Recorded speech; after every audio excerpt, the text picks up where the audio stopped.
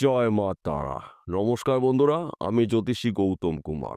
আজকের আলোচনার মূল বিষয় মেষ রাশি মেষ লগ্নের জাতক বা জাতিকাদের আজ 10ই এপ্রিল বৃহস্পতিবার রাত 11:48 পর থেকে বন্ধ ভাগ্যের তালা দেবগুরু বৃহস্পতির কৃপা আশীর্বাদে খুলতে চলেছে। সঙ্গে রয়েছে মেষ রাশির অধিপতি গ্রহ মঙ্গলের কৃপা আশীর্বাদ। অর্থাৎ এক কথাতে বলা যেতে পারে মেষ রাশি মেষ লগ্নের জীবনে আসবে মহা পরিবর্তন। আপনি যদি মেষ রাশি অথবা মেষ লগ্নের জাতক বা জাতিকা হয়ে থাকেন, তাহলে এই ভিডিওটি না কেটে না স্কিপ করে সম্পূর্ণ দেখার চেষ্টা করুন। কেননা এই ভিডিওর মধ্যে আমি আপনাদের এমন কিছু গুরুত্বপূর্ণ বিষয় জানাবো, যদি এই গুরুত্বপূর্ণ বিষয়গুলো আপনার আগের থেকে জানা থাকে, তাহলে 11ই এপ্রিল থেকে 14ই মের মধ্যে আপনি উন্নতির শীর্ষে পৌঁছতে পারবেন। তাহলে বন্ধুরা, আসুন দেরি না করে মূল পর্বে যাওয়া যাক। আপনি যদি মেষ রাশির জাতক বা জাতিকা হয়ে থাকেন, আপনার রাশির সাপেক্ষে দ্বিতীয় ঘরে অবস্থান করছে দেবগুরু বৃহস্পতি। দেবগুরু বৃহস্পতি বৃষ রাশিতে থাকাকালীন মৃগশিরা নক্ষত্রই গোচর করছে। মৃগশিরা নক্ষত্র মঙ্গলের নক্ষত্র। আপনার রাশির অধিপতি গ্রহ মঙ্গল। তাই এক কথাতে বলা যেতে পারে আপনার ভাগ্যে কিংবা আপনার জীবনে সোনায় সোহাগা হতে চলেছে। বর্তমান সময় আপনার কিন্তু শনিদেবের সাড়েতে চলছে, তথাপিও যেহেতু আপনার রাশির সাপেক্ষে গুরুত্বপূর্ণ ঘরে অবস্থান করছে দেবগুরু বৃহস্পতি ধন স্থানে, তাই এক কথাতে বলা যেতে পারে 11ই এপ্রিল থেকে 14ই মের মধ্যে ব্যাংকে টাকা রাখার মতন পরিস্থিতি কিন্তু আপনার হতে পারে। যে কোনো দিন, যে কোনো টাইমে, যে কোনো মুহূর্তে আপনার ভাগ্যের চাকা কিন্তু দ্রুত গতিতে ঘুরতে পারে। তাই এই সময় চলাকালীন আপনার গুরুত্বপূর্ণ কাজগুলো আপনি শুরু করতে পারেন, তাহলে কিন্তু আপনার উন্নতি করা কেউ ঠেকাতে পারবে না।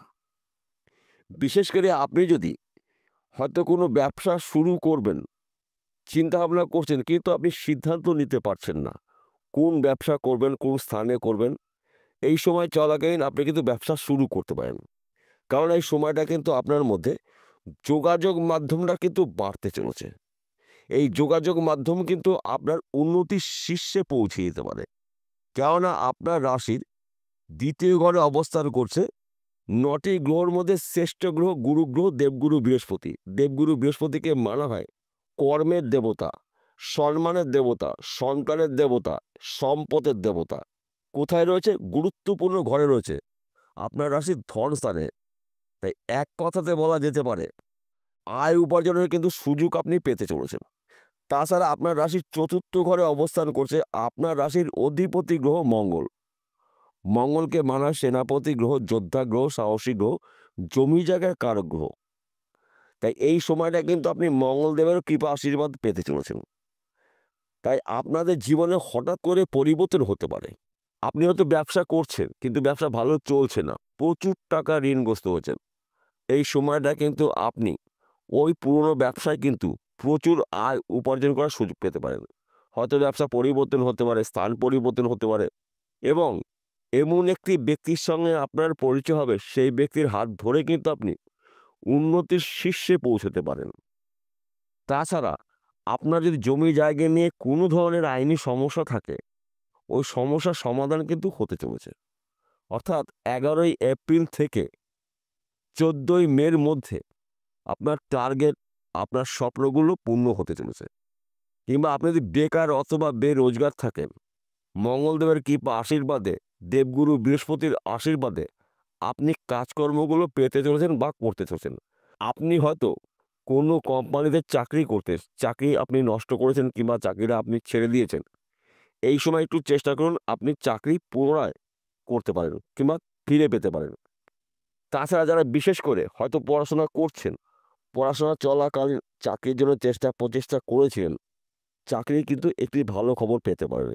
সেই চাকরি সরকারি হতে পারে, বেসরকারি হতে পারে, ব্যক্তি বিশেষে।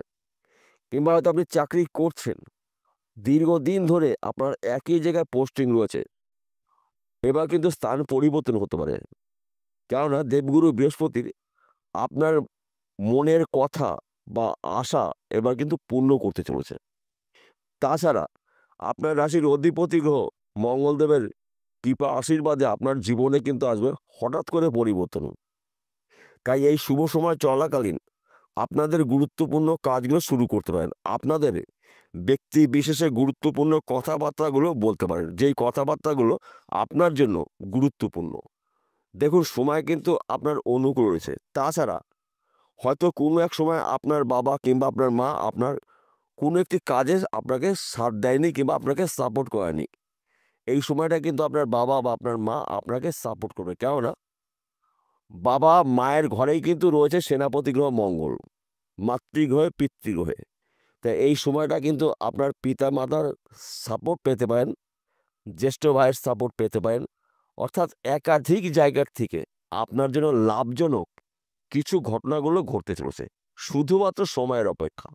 অর্থাৎ 10ই এপ্রিল বৃহস্পতিবার রাত 11:48 পর থেকে আপনার জীবন থেকে দুঃখ কষ্ট যন্ত্রণাগুলো দূর করে আপনি সুখ শান্তি সমৃদ্ধি ভোগ করতে চলেছেন। তার পাশাপাশি একটি কথা বলছি, আপনার ধৈর্য হারালে চলবে না। আপনার চেষ্টা আপনার চালিয়ে যেতে হবে এবং আপনার পরিশ্রমের হাত ধরেই কিন্তু আপনি সফলতা অর্জন করবেন। এই বিষয়গুলো কিন্তু গুলিয়ে ফেললে চলবে না।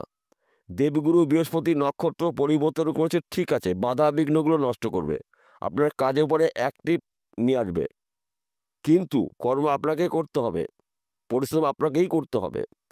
তাছাড়া আপনার রাশির অধিপতি গ্রহ মঙ্গল রয়েছে চতুর্থ ঘরে, অর্থাৎ কর্কট রাশিতে। মঙ্গলের আশীর্বাদ আপনি পেতে পারেন, কিন্তু গুরুত্বপূর্ণ কথাবার্তা কিন্তু আপনাকে বুদ্ধি করেই বলতে হবে বা বুঝতে হবে। এই বিষয়গুলো কিন্তু ভুলে গেলে চলবে না। কেননা অনেক সময় দেখা যায়, আমরা অনেক সময় কমেন্ট আমাদের আসে, আমরা দেখি, আমার তো ভালো হলো না। ভালো তো আপনি করবেন, আমি খালি আপনাকে রাস্তা বলে দেবো। দেখুন বন্ধুরা, জ্যোতিষ কিন্তু 3 রাস্তার মোড়ের পথিক। একজন একজনের বাড়ি যাবে, ঠিকানা জিজ্ঞাসা করছে, সেই জ্যোতিষ বলে দেবে যে এই লোকের বাড়ি কোথায়। ওই লোক আপনার সঙ্গে কী ব্যবহার করবে সেটা কিন্তু জ্যোতিষ দায়ী নয়।